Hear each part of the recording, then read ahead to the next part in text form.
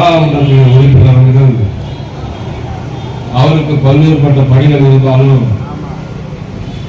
நேற்றுக்கு இதே பகுதியிலே 2 நிகழ்ச்சியிலே கலந்து கொண்டு நேற்றுக்கு தான் தேதி வாங்கப்பட்டு இன்றைக்கு மாலையிலே இந்த நிகழ்ச்சியை நான் ஏற்பாடு செய்திருக்கின்றோம். இன்றைக்கு இந்த நிகழ்ச்சியை விட்டால் நாளைக்கு திராவிட முன்னேற்ற கழகத்தின் சார்பாக கூட்டணி கட்சியின் சார்பாக டெல்லியிலிருந்து வரக்கூடிய காங்கிரஸ் பேரவைக்கும் அதைத் தொடர்ந்து நாடாளுமன்ற கூட்டத்தொடர் இருக்கின்ற காரணத்தினால் அடுத்த மாதம் 10ஆம் தேதி வரைக்கும் நேரம் இல்லாத ஒரு சூழல் இருக்கிறது.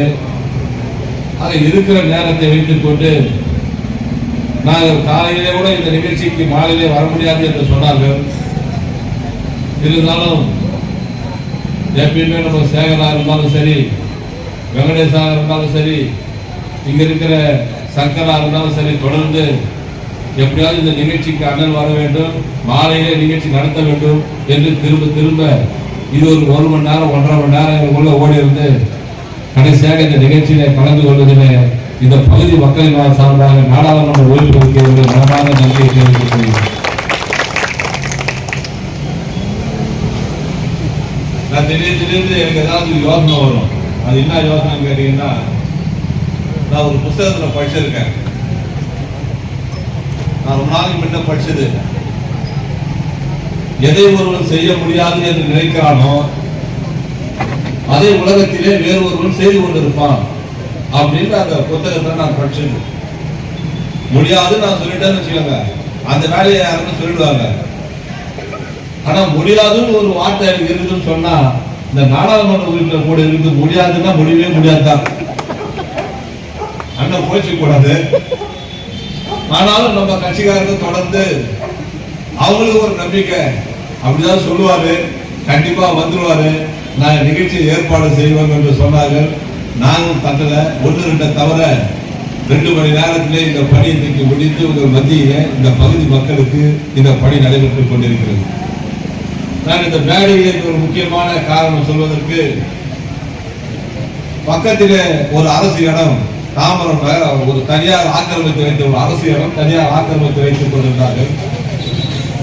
அந்த இடத்தை மாவட்ட ஆட்சித்தலைவர் எடுத்துவிட்டு அந்த இடத்தை ஜட்ஜி குவார்டர்ஸ் கட்ட வேண்டும் என்று உத்தரவு போட்டு விட்டார். மாவட்ட ஆட்சித்தலைவர் உத்தரவு போட்டு ஜட்ஜி குவார்டர்ஸ் கொடுத்துட்டார். நான் அவருடைய பார்வைக்கு அவருடைய இல்லத்திலே அவருடைய அலுவலகத்திலே சென்று இது போல ஒரு இடம் இருக்கிறது, இந்த இடம் வந்து ஜட்ஜி குவார்டர்ஸுக்கு போது அது எப்படியாவது அந்த பகுதியில் இருக்கின்ற ஆதி திராவிட நல பள்ளி வர வேண்டும் என்று கோரிக்கை வைக்கிறார்கள். அதை நாம் உங்க பள்ளி துவங்கினால் நன்றாக இருக்கும் என்ற ஒரு கோரிக்கையை நான் வைத்தேன். அதுவும் நான் வைத்தது கடற்பேரில் இருக்கின்ற அந்த ஆதி திராவிட நல பள்ளி. நம்முடைய நாடாளுமன்ற உறுப்பினரை பொறுத்தவரை அவர் பிறந்த மன்னார்குடிக்கு எவ்வளவு முக்கியத்துவம் கொடுக்கிறாரோ அதே முக்கியத்துவத்தை தாம்பரத்துக்கு எப்போதுமே கொடுத்து கொண்டே இருப்பார். இன்னும் ஒரு 5 ஆண்டுகள் 10 ஆண்டுகள் கழித்து வாழ்க்கை வரலாறு எழுதி முடித்து விட்டு இன்னொரு வாழ்க்கை வரலாறு எழுதும் போது அவரிடத்தில் யாராவது உங்களுக்கு எந்த ஊர் பிடித்தமான ஊர் என்று யாராவது கேள்வி கேட்டால் என் கணிப்பு சரியாக இருந்தால் தாம்பரம் தான் சொல்வார் என்பதை மன்னார்குடி சொல்ல மாட்டார். அந்த அளவுக்கு இந்த பகுதி மக்களின் மீது அவர் வைத்திருக்கின்ற அன்பு, கழகத்தோழர் மீது அவர் வைத்திருக்கிற அன்பு. நாங்கள் சரியாக பேசுவது 11 மணிக்கு காலை பேசிக் கொண்டிருக்கிறோம். பேசிக் கொண்டிருக்கும் போதே மாநகராட்சியிலே மாமன்ற கூட்டம் நடைபெற்றுக் கொண்டிருக்கிறது. அப்படி நடைபெற்றுக் கொண்டிருக்கின்ற மாமன்ற கூட்டத்திலே டேபிள் சப்ஜெக்டாக இந்த தீர்மானத்தை வைக்க சொல்கிறார். டேபிள் சப்ஜெக்ட்ல இந்த தீர்மானம் வருகிறது. 12 மணிக்கு தாம்பரத்தில் இருக்கின்ற அரசுக்கு சொந்தமான தனியார் வைத்திருக்கிற அரசுக்கு சொந்தமான இடத்திலே அங்கே ஒரு பள்ளி வர வேண்டும், தீர்மானம் ரெசல்யூஷன் பாஸ் ஆகுது. என்னதான் எடுத்து போயிட்டு சீஃப் செக்ரட்டரி இறையன்பு கிட்ட எடுத்து போய் கொடுத்து எப்படியாவது இதை அனுமதி பெற வேண்டும் என்று சொல்கிறார். நானும் அரசு IAS அதிகாரத்தெல்லாம் போகிறேன். போய்விட்டு நாடாளுமன்ற உறுப்பினர் சொன்னாங்க இது போல விஷயம் என்று சொல்கிறேன். IAS அதிகாரி இறையன்பு இப்ப ரிட்டையர்ட் ஆயிட்டாரு. அவர் சொன்ன ஒரு வார்த்தை என்னவென்று சொன்னால், இந்தாங்க நீங்க ஜட்ஜிக்கு போட்டோஸ் கட்டிட்டு அது தீர்மானம் எல்லாம் பாஸ் ஆகி ஆர்டர் ஆகி போயிடுச்சு, ஜட்ஜி கிட்ட போய் நாங்க மோத முடியுமா அப்படின்னு அவர் எங்கிட்ட சொன்னாரு. ஆனால் உடனே மீண்டும் ஒரு பார்வைக்கு எடுத்து சென்று அந்த பகுதியிலே ஆதி திராவிட நல பள்ளி தான் வர வேண்டும் என்று சொல்லி ஒரே உத்தரவிலே ஜட்ஜி குவார்டர்ஸை கேன்சல் செய்துவிட்டு ஆதி திராவிட நல பள்ளிக்கு இடத்தை ஒதுக்கி தந்து இப்போது 50 லட்சம் ரூபாய் தொகுதி மேம்பாட்டு நிதியில் தந்து இன்னும் தரக்கூடாது தேதி கேட்கிற அதுக்கே கொடுக்க மாட்டேங்கிறார். நான் இதே மேடையில் சொல்கிறேன், நாடாளுமன்ற தேர்தல் முடிந்தவுடன் 10ஆம் தேதியில் 11ஆம் தேதி உள்ளாக இப்போதே தேதி கொடுக்கப்பட்டால் அந்த பகுதி மக்கள் மிகவும் சந்தோஷப்படுவார்கள். அதற்கு தான் சொன்னேன், ஜட்ஜி குவார்டர்ஸுக்கு போட்ட உத்தரவை மாற்றி இன்றைக்கு ஆதி திராவிட நல பள்ளி அங்க வரும்போது ஆதி திராவிட நல பள்ளி வருவது மட்டுமல்ல, அந்த பகுதி மக்களுக்கு இன்றைக்கு மருத்துவக் கல்லூரியிலே சேர வேண்டும் என்று சொன்னால் 7% 1 ரூபாய் செலவில்லாமல் அவர்கள் சேரக்கூடிய ஒரு வாய்ப்பு. நான் சொன்னது இப்போது ஒரே ஒரு சப்ஜெக்ட் தான், இப்போ போன வாரம் நடைபெற்ற சப்ஜெக்டை தான் உங்களுக்கு சொல்கிறேன். இதுபோல இன்றைக்கு நாடாளுமன்ற உறுப்பினர், நம்முடைய நாடாளுமன்ற உறுப்பினர் கடந்த முறை தேர்தல் அறிக்கையை தயாரித்தவர் அவர்தான். தேர்தல் அறிக்கை தயாரித்தது மட்டுமல்ல, இப்ப அமர்ந்திருக்கிற எதிரில் அமர்ந்திருக்கின்ற மனிதராக இருந்தாலும் சரி, உங்களுக்கு மாதம் 1000 ரூபாய் வங்கியிலே வருகிறதா, மாதம் 1000 ரூபாய் வங்கியிலே வருகின்ற அந்த திட்டத்தை தேர்தல் அறிக்கையாக தயாரித்து கொடுத்தது உங்களுடைய நாடாளுமன்ற உறுப்பினர் அண்ணன் TR பாலன் தான். அவர் பாட்டுக்கு ஒரே உத்தரவு போட்டு விட்டார், மாசம் உங்களுக்கு பேங்க்ல 1000 ரூபாய் நிதி வருகிறது. கொரோனா காலத்திலே 4000 ரூபாய் தர வேண்டும் என்ற உத்தரவையும் போட்டவர் அவர்தான். சாதாரணமாக ஒரு தேர்தல் அறிக்கையை தயாரிப்பது என்பது உட்கார்ந்து தயாரிக்கிற தேர்தல் அறிக்கை அல்ல. 8 மாத காலங்கள் தமிழ்நாடு முழுவதும் சுற்றுப்பயணம் செய்து வியாபாரிகளாக இருந்தாலும் சரி, விவசாயிகளாக இருந்தாலும் சரி, நெசவாளர்களாக இருந்தாலும் சரி, குறு சிறு நடுத்தர தொழில் செய்கிற நிர்வாகிகளாக இருந்தாலும் சரி, இப்படி பல்வேறுபட்ட வியாபாரிகளை, தொழிலதிபர்களை ஆலோசித்து எடுத்து தயாரித்து இன்றைக்கு நாட்டு மக்களுக்கு வழங்கியது மட்டுமல்ல, இன்றைக்கு திராவிட முன்னேற்ற கழக ஆட்சி அண்ணன் தலைவர் தளபதி தலைமையிலே அரசு செயல்படுகிறது என்று சொன்னால் அதற்கு முக்கிய காரணகர்த்தாவே நம்முடைய நாடாளுமன்ற உறுப்பினர் அண்ணன் TR பாலன் தான். அந்த தேர்தல் அறிக்கையில் நாங்கள் சொல்லப்பட்டது தாம்பரம் மாநகராட்சியாக தரம் உயர்த்துவோம் என்று நாங்கள் அன்றைக்கு தேர்தலில் சொன்னோம். சொன்னது மட்டுமல்ல, நம்முடைய முதல்வர் சண்முகம் சாலை எங்களை அறிமுகம் செய்கின்ற பொழுது சொன்னார், இந்த தேர்தலிலே நாங்கள் வெற்றி பெற்றால் தாம்பரம் மாநகராட்சியாக மாற்றி தருவோம் என்று சண்முகம் சாலையிலே சொன்னார். சொன்ன 6 மாதத்திலே தாம்பரம் மாநகராட்சியாக தரம் உயர்த்தியது நம்முடைய முதல்வர்களும் நாடாளுமன்ற உறுப்பினர் அவர்கள். அது இன்னொரு வேடிக்கை என்னன்னு கேட்டீங்கன்னா, அந்த மாநகராட்சிக்கு என்ன பெயர் வைக்க வேண்டும் என்று அரசுக்கு ஒரு நிலை வருகிறது. தாம்பரம் பல்லாவரம் சேர்த்து வைக்கிறதா இல்லது பல்லாவரம் வைக்கிறதா என்ற நிலை வரும்போது அரசு அதிகாரிகள் கோப்பை முதல்வருக்கு அனுப்புகிறார்கள். முதல்வர் அவர் கைப்பட தாம்பரம் மாநகராட்சி என்று பெயர் வைத்த பெருமை நமக்கு இந்த மாநகராட்சிக்கு. இப்ப மாநகராட்சிக்கு தனியாக ஒரு ஆணையகம் வந்துவிட்டது. எப்படி சென்னையில் இருக்கின்ற கமிஷனர் ஆபீஸோ அது போல தாம்பரத்துக்கு தனியாக ஒரு கமிஷனர் ஆபீஸ் வந்துவிட்டது. அது மட்டுமல்ல, இன்றைக்கு பக்கத்தில் இருக்கின்ற டிபி சானிட்டரி மருத்துவமனைக்கு பக்கத்தில் 110 கோடியில மிகப்பெரிய மருத்துவமனை அங்கே வர இருக்கின்றது. பணி நடைபெற்று கொண்டிருக்கிறது. 30% மேல் பணி நடைபெற்று முடிந்து விட்டது. இன்னும் அடுத்த ஆண்டுக்குள்ளாக மிகப்பெரிய மருத்துவமனை இங்கே வர இருக்கிறது. அது மட்டுமல்ல, பக்கத்தில் இருக்கின்ற தாம்பரம் ரயில்வே ஸ்டேஷன் இன்றைக்கு 3வது முனைவராக வந்திருக்கிறது என்று சொன்னால் அதற்கு முக்கிய காரணம் நம்முடைய நாடாளுமன்ற உறுப்பினர் அவர்கள் அந்த கமிட்டியில் இருந்த காரணத்தினால் இன்றைக்கு அது நமக்கு கிடைத்திருக்கிறது. தேஜா எக்ஸ்பிரஸ் என்ற ஒரு ரயில் 1 நிமிஷம் நிறுத்தத்துக்கு 4 வருஷம் கஷ்டப்பட்டோம், ஒரே 1 நிமிஷம் நிறுத்தத்துக்கு.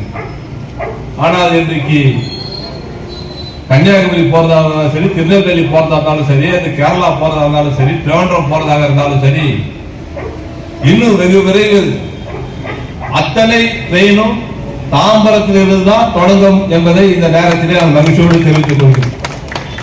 கேளம்பாக்கம் பஸ் ஸ்டாண்டு இப்ப தாம்பரம் வர வேண்டிய பஸ் ஸ்டாண்டு தான்.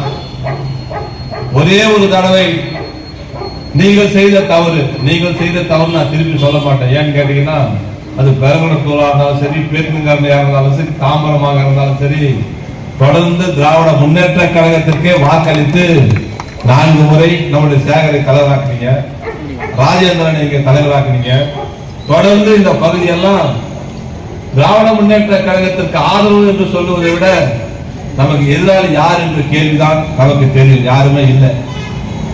இப்ப கூட நம்முடைய சங்கர் சொன்னாரு, ஹவுசிங் போர்டு பக்கத்தில் ஒரு சமுதாயம் போட வேண்டும் என்று கோரிக்கை. இப்போ இந்த மருத்துவமனை இந்த பகுதியில் நான் இன்ஸ்பெக்ஷன் பார்க்கும்போது பார்த்தோம், இங்க மருத்துவமனை வேண்டும் கேட்டார்கள். பழைய மருத்துவமனையாக இருந்தது, கொடுத்து விட்டேன். ரேஷன் கடை வேண்டும் என்று சொன்னார்கள், கொடுத்து விட்டேன். பக்கத்தில் இருக்கின்ற பள்ளி அவர் தான் சொல்லணும், நியாயமா கவுன்சிலர் அவர் கம்முன்னு உட்காந்துட்டாரு. இதே நம்முடைய அரசாங்க பள்ளிக்கு நிதி வேண்டும் என்று கேட்டார்கள். உடனடியாக 40 லட்சம் ரூபாய் நிதி கொடுத்து அங்கே வகுப்பறை, லைப்ரரி, அவங்களுக்கு தேவையான வசதி இந்த பகுதிக்கு மட்டும் எனக்கு கொடுக்குற 3 கோடியில அங்க ஒரு 45, இங்க ஒரு 25, அங்க ஒரு 10 பெறங்களுக்கு போற ஜமா தான் எட்டும் போனாரு. இங்க இருக்கிற சேகர் தான் நெட்டும் போனாங்க. அங்க அவங்க என்ன சொன்னாங்களோ சமுதாய கூட ஒன்று சொன்னாங்க, அதுவும் கொடுத்தாச்சு. அதுக்கு பக்கத்தில் இருக்கின்ற ஒரு மருத்துவமனை சொன்னார்கள். தொடர்ந்து அந்த பகுதியிலும் அந்த வேலை நடைபெறுகிறது.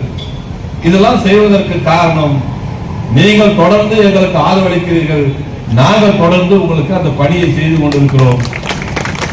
நேற்று தான் நம்ம கருணா சொல்லும் போது சொன்னார், எங்களுடைய நிதி மீண்டும் உங்களுக்கு அரசாங்கத்துக்கு சொத்தாதான் கொடுக்கிறோமே தவிர ஏதோ ரோடு போட்டோம் காவா கட்டோன்றதுலாம் இந்த நிதி கிடையாது. அத்தனை அரசு அலுவலகத்திற்கும் இந்த நிதியை நாங்கள் கொடுத்து கொண்டிருக்கிறோம். நான் இந்த நேரத்திலே நம்முடைய நாடாளுமன்ற உறுப்பினருக்கு இந்த பொதுமக்கள் சார்பாக எங்களுக்கு எந்த குறையும் கிடையாது. நீங்க தான் 2006-11 தமிழ்நாட்டிலே பட்டாவுக்கு என்று தனியாக ஒரு அலுவலகம் வைத்து பெரம்பலூர் பகுதியில் இருக்கின்ற மக்கள் முதல்ல பட்டாவை போட்டதே இந்த பேருந்துக்காரனை பகுதி தான். 800 பட்டா ஒரே நாளில் கொடுத்தோம். அதுக்கப்புறம் தான் மற்ற ஊருக்கு கொடுத்தோம். இங்க இந்த பட்டா கொடுக்கும் போது தான் நானே பார்த்தேன், முன்னாள் சபாநாயகர் முன்னாள் இந்த ஊர் தான். அப்பதான் அவருக்கே நாங்க பட்டா கொடுக்குறோம். அப்படியே முன்னாடியே இப்பதான் நம்ம பட்டா கொடுக்கணுமான்ற ஒரு எண்ணம் வந்தது எனக்கு. அப்புறம் தான் இன்னொரு தலைவர் பக்தாச்சர் இருந்தாரு, அவருக்கு நாம அப்புறம் தான் அந்த பட்டாவை பார்த்தோம். அதுக்கு பின்னால ஒரு ஆந்திராக்காரர் வந்து பேர் மறந்துட்டேன், அதுக்கப்புறம் தான் வந்து மொத்த பேருக்குமே பட்டா கொடுத்தது யாரா நம்முடைய நாடாளுமன்ற உறுப்பினர் அன்றைக்கு அமைச்சராக இருந்த காரணத்தை அரசிடம் எடுத்து சொல்லி பல்வேறுபட்ட பணிகளை நாங்கள் செய்வதற்கு உண்டான வாய்ப்புகளை எங்களுக்கு கிடைத்தது. இப்படி சொன்னாரு. இன்னொரு கோரிக்கை கூட இருக்குது. இந்த மேம்பாலத்துல நம்முடைய சேகர் அடிக்கடி சொல்லுவாரு, மேம்பாலம் கட்டப்பட்டு விட்டது, அந்த லிங்க் ரோடு இங்க வந்துச்சு, மிகப்பெரிய வளர்ச்சி இன்றைக்கு தாம்பரம் சுற்றி இருக்கிறது. ஒரே ஒரு விஷயத்தை சொல்ல வேண்டும் என்று சொன்னால், நாடாளுமன்ற உறுப்பினர் கவனத்திற்கு நான் எடுத்து செல்வது, மிகப்பெரிய மாநகராட்சி என்பது சென்னையில் இருக்கின்ற மாநகராட்சி தான் மிகப்பெரிய மாநகராட்சி. அதற்கு அடுத்தது மதுரை, கோயம்புத்தூர், அதற்கு பின்னால் தான் மீதி மாநகராட்சி. இப்பொழுது அரசின் கவனத்திற்கு நாங்கள் எடுத்து சென்றிருப்பது வண்டலூர், கூடுவாஞ்சேரி, கண்டிகை இந்த பகுதியெல்லாம் ஒருங்கிணைத்து மிகப்பெரிய மாநகராட்சியாக இது உருவாகப் போகிறது. சென்னைக்கு அடுத்து மிகப்பெரிய மாநகராட்சியாக தாம்பரம் உயர்ந்து கொண்டான வாய்ப்பு இருக்கிறது. அது மட்டுமல்ல, இன்றைக்கு மாவட்டம், ஒரு காலத்தில் செங்கல்பட்டு மாவட்டம் தான், திருவள்ளூர், காஞ்சிபுரம், செங்கல்பட்டு சேர்ந்தது 17 தொகுதி அடங்கியது ஒரு மாவட்டம். அதுக்கப்புறம் காஞ்சிபுரம் திருவள்ளூராக பிரிந்தது, அப்புறம் காஞ்சிபுரம் செங்கல்பட்டாக பிரிந்தது, காஞ்சிபுரம் செங்கல்பட்டு திருவள்ளூராக 3ஆக இருக்கிறது. எங்களுடைய ஒரே ஒரு கோரிக்கை, பாப்புலேஷன் அடிப்படையில் சொல்லுகிறேன், தாம்பரத்தை நீங்கள் தனி மாவட்டமாக அறிவிக்க வேண்டும் என்பதை இந்த நேரத்தில் அரசின் கவனத்திற்கு தேர்தல் அறிக்கையாக நீங்கள் எடுத்து செல்ல வேண்டும். இன்னொரு முக்கியமான கோரிக்கை, சென்னையிலே மெட்ரோ ரயில் முதலாக ஆரம்பித்து மீனம்பாக்கம் வரை வந்தது. 2வது ப்ராஜெக்ட் என்பது மீனம்பாக்கத்திலிருந்து கிளாம்பாக்கம் வரை வரக்கூடிய ஒரு ப்ராஜெக்ட். ஆனால் இப்பொழுது 2வது திட்டம் நிறுத்தப்பட்டு மீதி பகுதியெல்லாம் அந்த பணி நடைபெற்றுக் கொண்டிருக்கிறது. காரணம், ஏன் இந்த 2வது திட்டத்தை நிறுத்தினார் என்று தெரியவில்லை. இந்த தேர்தல் அறிக்கையிலே கண்டிப்பாக மீனம்பாக்கத்திலிருந்து கிளம்பாக்கம் வரை மெட்ரோ ரயிலில் உடனடியாக வருவதற்குண்டான முயற்சியை நாடாளுமன்ற உறுப்பினர் கவனத்திற்கு இந்த நேரத்தில் நான் எடுத்து வருவது என்பது என்னுடைய தொகுதி மக்களின் சார்பாக நான் கேட்டுக்கொள்கிறேன். ஆக நம்மளுடைய நாடாளுமன்ற உறுப்பினரை பொறுத்தவரை சில விஷயங்களில் அவருடைய கவனத்திற்கு சென்றால் கண்டிப்பாக அதை அரசின் கவனத்திற்கு எடுத்து சென்று அந்த பணியெல்லாம் அவருக்கு செய்து கொடுப்பார். நானும் எத்தனையோ பேரை பார்த்திருக்கிறேன், பழகி இருக்கிறேன். அவரோடு பணியா முதல்ல சொன்ன பாருங்க, ஆரம்பிக்கும் போதே அவரோடு பணியாற்றுவது என்பது ஒரு சாதாரண விஷயம் அல்ல. அந்த அளவுக்கு அவர் பணியாற்றுவது மட்டுமல்ல, தொகுதி பிரச்சனை என்று சொன்னால், தொகுதி மக்கள் பிரச்சனை என்று சொன்னால் அதற்கு தனி கவனம் எடுத்துக் கொள்ளக்கூடிய, தொடர்ந்து இந்த பகுதியில திராவிட முன்னேற்ற கழகம் வெற்றி பெற்றுக் கொண்டே இருக்கிறது என்று சொன்னால் அதற்கு முக்கிய காரணம் நம்முடைய நாடாளுமன்ற உறுப்பினர் அண்ணன் டி.ஆர். பாலு அவர்கள் தான் காரணம். நாங்கள் என்ன சொல்லுகிறோமோ, மக்கள் பிரதிகள் என்ன சொல்லுகிறாரோ அது தனி கவனம் எடுத்து அந்த பணியை செய்து கொடுப்பார். அந்த வகையில இன்னும் பல்வேறுபட்ட பணிகள் தாம்பரத்திலே நாங்கள் செய்திருந்தாலும் நேரத்தில் அருமை கருதி தலைவர் இப்பொழுது வெளிநாடு சுற்றுப்பயணம் செல்ல இருக்கிறார். அவரும் செல்ல இருக்கின்ற காரணத்தினால் இந்த பகுதி மக்கள் இந்த நேரத்தில் உங்களுக்காக இந்த மருத்துவமனை கட்டப்படுகிறது. மேற்கங்கானிலே ஒரு மருத்துவமனை இருக்கிறது. அங்கே போதுமான மருத்துவர்கள் என்று பல தடவை நான் நேரடியாக ஆய்வு செய்திருக்கிறேன், சட்டமன்றத்தில் பேசியிருக்கின்றேன். இந்த பகுதிக்கு என்று தனியாக கொடுக்கப்பட்டிருக்கிறது. முடிச்சூர் வரை இருக்கிற மக்கள் இதை பயன்பெறுவார்கள்.